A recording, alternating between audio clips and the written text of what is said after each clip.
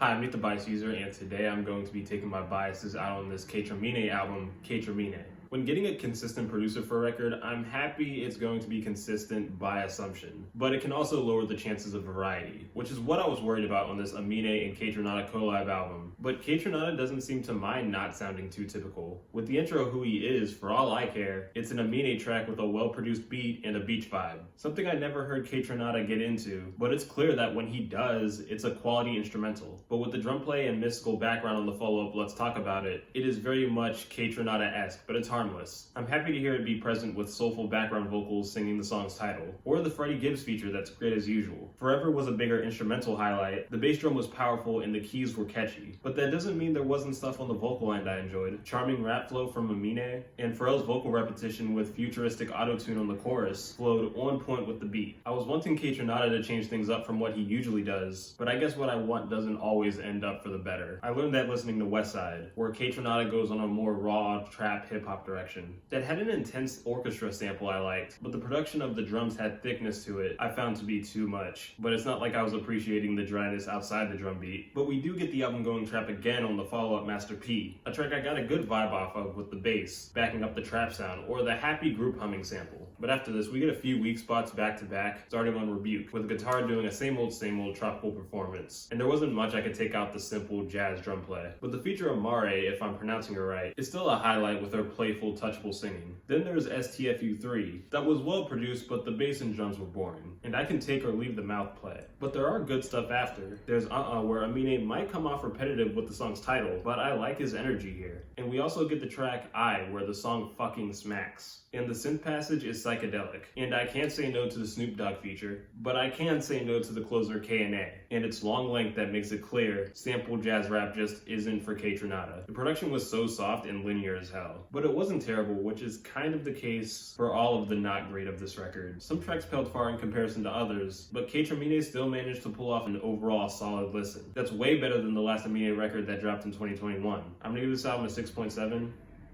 Like, subscribe, comment how you feel, check out my other social medias, and I'll see you next time.